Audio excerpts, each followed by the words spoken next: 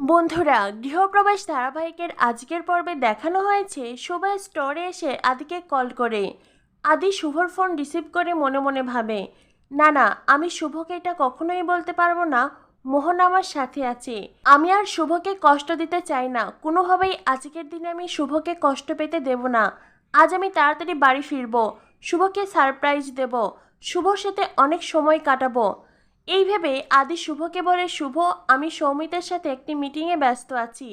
আমি খুব তাড়াতাড়ি বাড়িতে ফিরে আসছি, তুমি কোনো চিন্তা করো না। আদি ফোনের ওপাশ থেকে কথাগুলো বলছিল, তখনই স্টোরে আসে সৌমিত।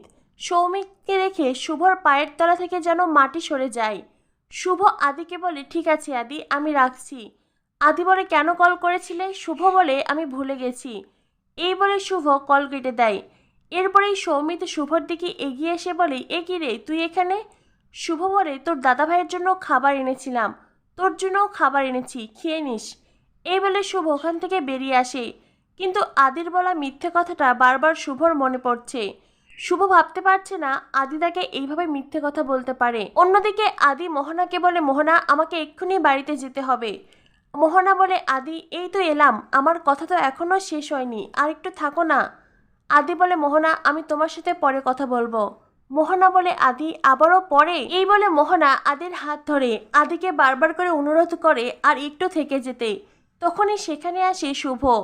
শুভ আদি আর মোহনাকে হাত ধরে থাকতে দেখে সে খুব কষ্ট পায়। এত সময় তো শুভ জানতো আদি তাকে মিথ্যে কথা বলছে, আর এইবার শুভ চোখের সামনে দেখতে পাচ্ছে মিথ্যে বলার কারণ। তখনই আদি শুভকে দেখতে পায়। আদি বলে, শুভ, তুমি এখানে? শুভ বলে, আমার আসার কথা ছিল না, তাই তো? আদি বলে, বিশ্বাস করো শুভ। শুভ বলে, প্লিজ আদি, আর বিশ্বাসের কথা বলো না, আমি আর তোমাকে বিশ্বাস করতে পারছি না। আদি বলে, বিশ্বাস করো শুভ, আমি তাড়াতাড়ি বাড়িতেই ফিরতে চেয়েছিলাম। আমি ভেবেছিলাম। মোহনা এগিয়ে এসে শুভকে বলে, শুভ, আয়ানের কোনো দোষ নেই, আমি ওকে না বলে এসেছিলাম। শুভ বলে, কৈফিয়ত দেওয়ার কোনো প্রয়োজন নেই, তোমরা কথা বলো, আমি আসছি। এই বলে শুভ যেতে চাইলেই আদি পিছন পিছন ছুটতে থাকে। আদি বলে, শুভ, আমরা তো বাড়িতেই ফিরছি, তবে আলাদা কেন ফিরবো? শুভ, আমরা একসাথে যাব। তখনই সেখানে মোহনা আসে। মোহনা এসে বলে, আয়ান, তোমরা তবে যাও, আমি একাই যেতে পারবো, আমার কোনো প্রবলেম হবে না। শুভ বলে, তা কেন?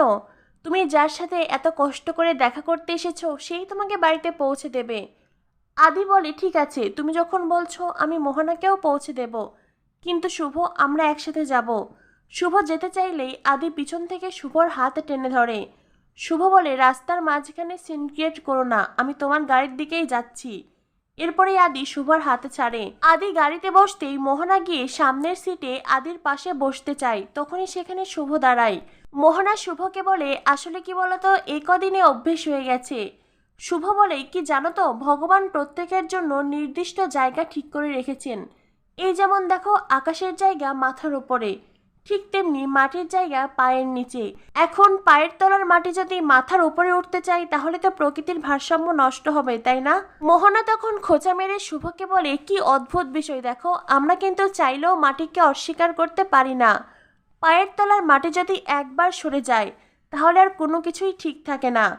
এই বলে মোহনা গাড়ির পিছন দিকটায় বসে আর শুভ বসে আদির পাশে।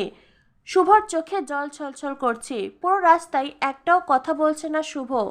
আদি শুভর উদ্দেশ্যে গান বাজায়।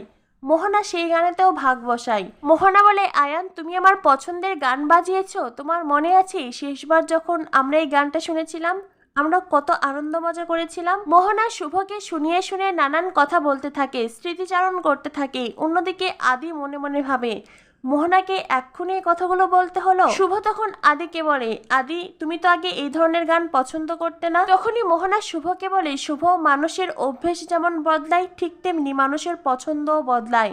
শুভ আর কোনো কথা বলে না। শুভ আর মোহনা একে অপরকে বারবার খোঁচা মেরে কথা শোনাচ্ছে। আর আদির অবস্থা হয়েছে শাকের করাতের মতন। এদিক থেকেও সমস্যা, ওই দিক থেকেও সমস্যা। শুভ মনে মনে ভাবে, আদি, তুমি আমাকে এইভাবে অপমান না করলেও পারতে। আর সেই সাথে আদি মনে মনে বলে, শুভ, বিশ্বাস করো, আমি যা কিছু করেছি আমাদের সম্পর্ক ভালো রাখার জন্য করেছি। আমি তোমাকে মিথ্যে কথা বলে ভুল করেছি। শুভ, একবার আমার দিকে তাকাও। এরপর দেখানো হয় মোহনাকে বাড়িতে পৌঁছে দিয়ে শুভ বাড়িতে ফিরে আসে। আর বাড়িতে ফিরে ঘরের দরজা বন্ধ করে দিয়ে শুভ হু হু করে কাঁদতে থাকে। অন্যদিকে আদি বারবার করে শুভকে ডাকলেও শুভ দরজা খোলে না। পরিবারের সবাই আদি আর শুভকে নিয়ে বেশ চিন্তিত। শুভ এত শখ করে আদির জন্য খাবার রান্না করে নিয়ে গেল, অথচ আবার তাদের দুজনের মধ্যে ঝামেলা শুরু হয়েছে। এই দুজনের ঝামেলা ইদানিং একটু বেশিই হচ্ছে। পরিবারের লোকজন বুঝতে পারছে না তারা কি করে এই ঝামেলা মেটাবে। অন্যদিকে মোহনার মা মোহনাকে বলে, তোকে নিয়ে আমি এক্ষুনি কলকাতায় যাব, আমি আর এই সব কিছু হতে দেব না। মোহনা বলে, মা তুমি যদি আমাকে জোর করে নিয়ে যাও তো এর ফল ভালো হবে না।